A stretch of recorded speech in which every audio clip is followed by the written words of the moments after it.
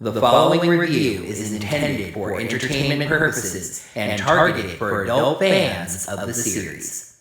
And if you're a little too busy to listen to do do do do do do do do do do do do do do do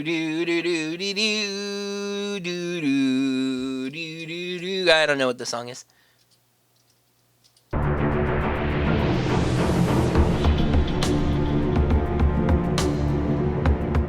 Hello there, heroes. I'm the Orange Ranger, and welcome to another Power Rangers Dino Fury Second Era episode review. I feel like this is a necessary disclaimer to add, but for the next few reviews, you might note a lack of the same kind of passion there was before.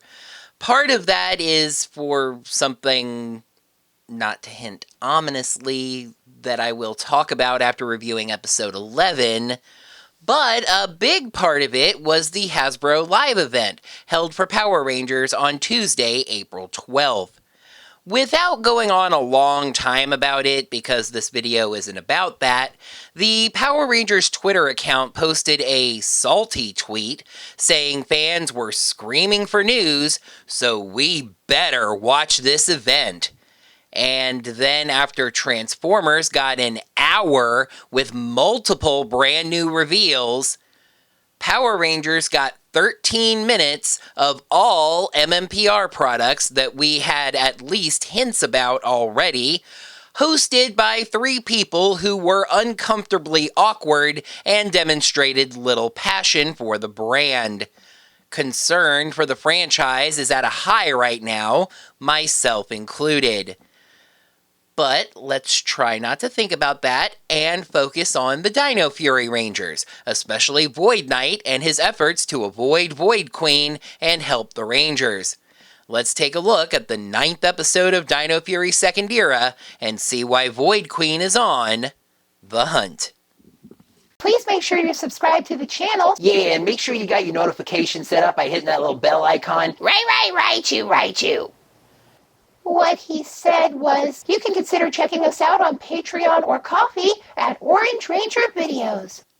At Area 62, they're working on that new robot we saw before. It's kinda interesting that they can just keep making these things. Is there any sort of limitation on their ability to do so? Besides the Sentai footage, I mean. The new general is activated, Snag Eye, and their mission is specifically to capture the Rangers.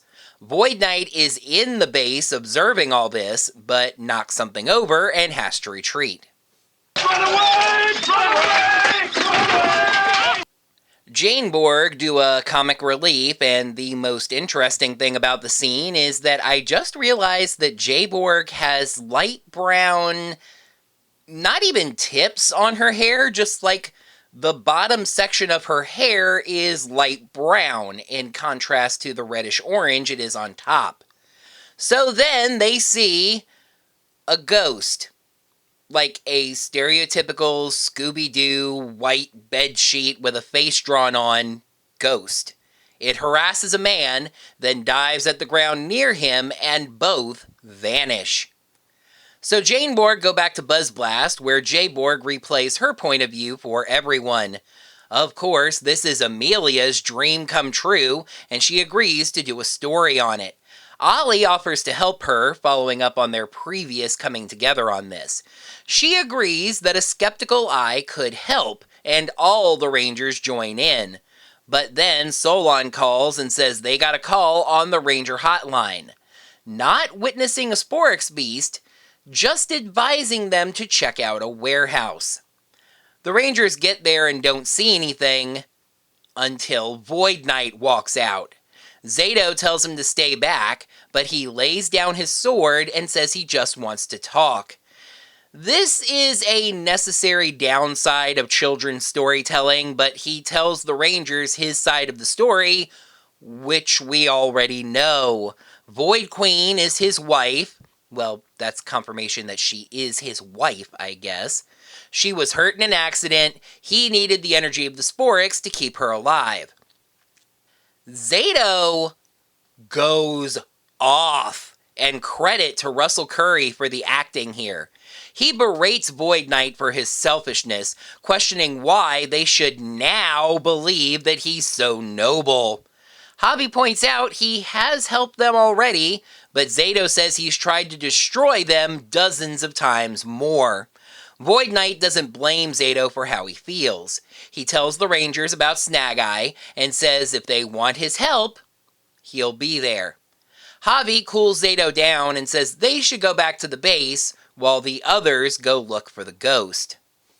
The four Rangers look around the alley for clues but can't find anything. And I'm pretty sure the spook snare has changed designs. That being said, I'm also pretty sure she's gotten it replaced at least once, so maybe it's a new model. Snag Eye interrupts to attack and does a powerful slash that absorbs Ollie and Amelia into a chest square. Ion and Izzy attack, but not even the sprint key helps. Zayto and Javi beam in to help, but Green and Gold get slashed and absorbed into the square. We see them inside Snag Eye, to Izzy's discomfort, and for some reason they demorph, but they do keep their swords. Zayto and Javi try to figure out what's going on, and get to see, as Snag Eye narrowly misses them, hitting and absorbing a box. They know they can't help if they get captured, so they retreat. Back inside Snag Eye, their communicators don't work, so great, now that they've demorphed, they can't morph again. Ion tries blasting, but it just bounces around the room they're in and hits the box. Nice scene back in the base. Solon can't find the Rangers, and Zayto speculates that Void Knight heard them talk about going to the alley and told Snag Eye to get them there. Logical, but Javi says that may not be the case. Besides, he helped with both Squash Blight and Track and Slash. Zayto says all of this is Void Knight's fault to begin with, and he refuses to trust him no matter what. But Javi says they need his help right now, and leaves on his own to go find him. Solon tells Zayto Javi can't go alone, which Zayto knows, and he follows. He catches up with Javi at the warehouse, and Void Knight steps right out, saying they're down 4, so they must have met Snag Eye. Snag Eye then leaps out. Oh no, an ambush! Zayto is immediately captured, but Void Knight says that he and Javi will have to work together, or Javi will be next. He agrees, and it's morphin' time! But wait, nobody else is around. Please don't be an instamorph. Please don't be an instamorph. And it's not. That's right, we got a Black Ranger solo morph. He and Void Knight start fighting Snag Eye. Inside, Zayto says maybe he can see what's going on. I thought he was going to use the vision key, but no. He uses his Rathcon powers to see through Snag Eye's, well, eye, I guess? I don't think this would work on a robot, but hey, what do I know? Seeing Void Knight fight against Snag Eye is apparently one helping out too many for Zayto's disbelief.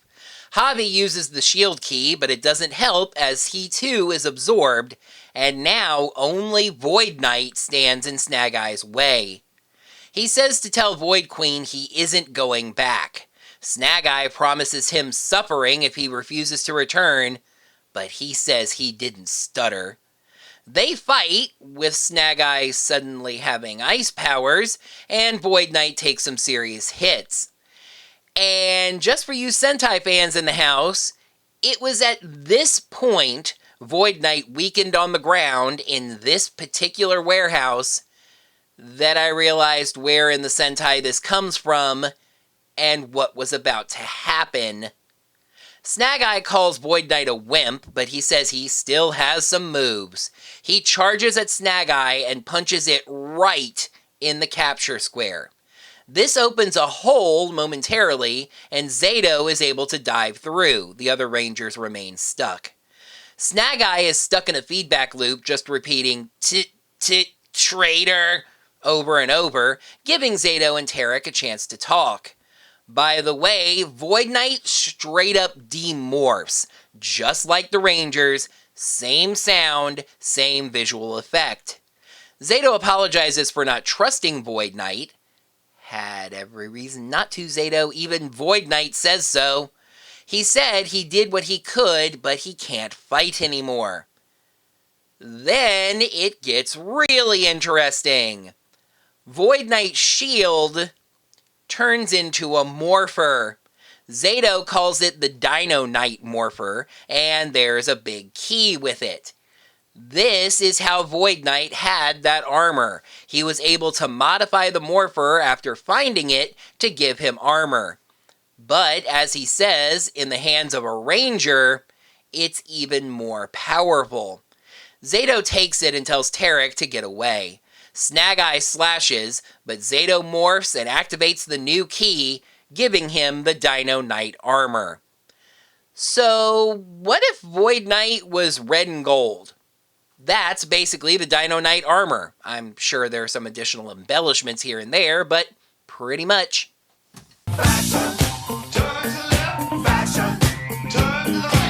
For some reason, Snag-Eye takes off its single eye, revealing a face underneath. Okay. His slashes just bounce off Zayto, and this goes much like you'd expect for the debut of a new power-up. A neat feature is that Zayto can use the morpher to activate 2 keys at once. I was going to say to combine the power of 2 keys, but the powers don't really combine. He uses Gravity and Freeze, and their figurines hop out of the morpher, hold Snag-Eye down with Gravity, and then freeze it. Zayto activates a Dino Knight strike covered in purple flames, which Tarek, watching nearby, clearly approves of. He spins through Snag-Eye, destroying it and freeing the others. He tells them about Void Knight, and Tarek steps out, saying there is so much more to tell them. And then Void Queen appears, snags Tarek, and disappears. Well, so much for that. At BuzzBlast, besides stupid comic relief garbage, the ghost was a drone that a magician uses, and the incident everyone saw was him practicing behind his apartment. So, no ghost for Amelia, but Ollie is so into her now that he'll investigate anything supernatural that she wants. Hey, people change. Just like Tarek, who might be in real trouble now. Let's balance the scales while trying not to think what Void Queen might do to him. Episode 9, The Hunt. Pros, great acting and dynamics between Zayto and Javi. Snag-Eye is a menacing foe, and the Dino Knight armor is awesome. Cons, seems a little quick to end Void Knight, at least via powers. Red Ranger power-up story that downplays everyone else. And Janeborg. Way to punch back Dino Fury. You know what? Heck with it. The Hunt gets 5 scales out of 5. We were building up to something with Zayto's distrust of Void Knight, and it really spilled over here. His anger just came to the surface, seeing that even his other Rangers were starting to trust him.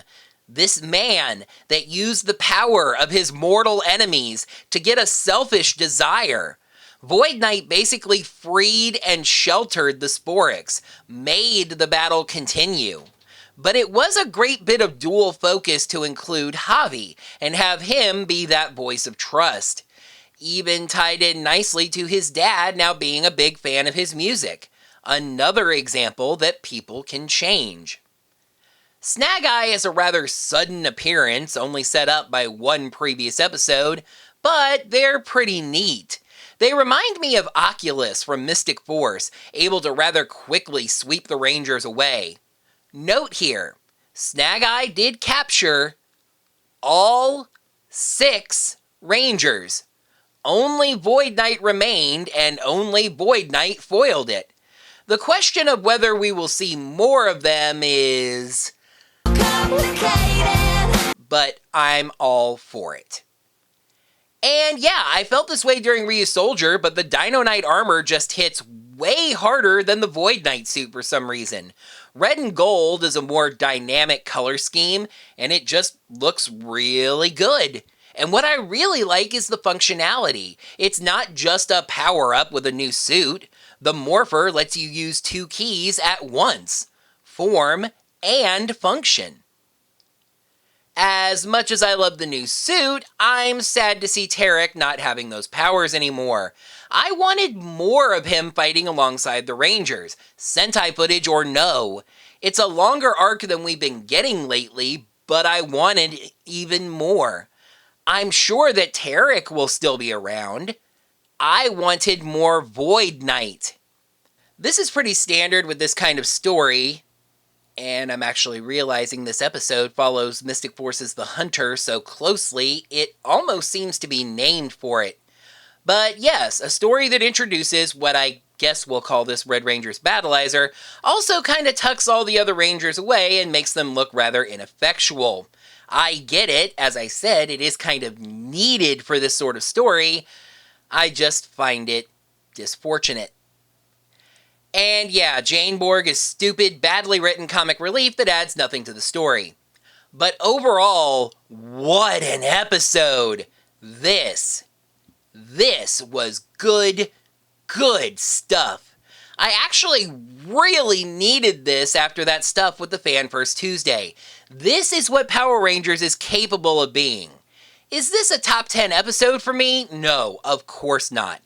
But it's fantastic, and I really enjoyed it. Will that carry over to episode 10, Losers Weepers? Ion and Izzy find a box of cash from Area 62 and argue over what to do with it. Meanwhile, a new Sporix beast may require a dangerous new Zord combination to be stopped. And that is going to do it for another Power Rangers Dino Fury Second Era episode review. Thank you, heroes, so much as always for watching. Now that the video's done, you can let me know what you thought of this episode, as well as my review of it, down in the comments below. While you're down there, make sure you smack that thumbs up button to let me know that you enjoyed this video. If you'd like to support the channel financially in a way that's not Patreon or Ko-fi, consider checking out my Teespring store, Orange Ranger Videos, where you can find masks and socks and just shirts and all kinds of wonderful Orange Ranger stuff. Also, if you're a little too busy to watch this video on YouTube and you want to listen to it at the gym or in the car, on the bus, the train, etc., make sure to check me out at Orange Ranger Audio at Anchor.fm or on Spotify. Until next time, heroes, salute. May the power protect you. Zayto and Javi try to figure out what's going on and get to see as Snag-Eye... Oh, yeah, okay. Well, there's a blooper. Zayto and Javi try to figure out what's going on and get to see as Snag-Eye narrowly I'm doing that again. Get to see! Also kinda tucks all the other Rangers away and makes me do this take again. If you'd like to support the channel in any way financially that is not Patreon or Ko-fi, you're not gonna say anyway, you're gonna say a way.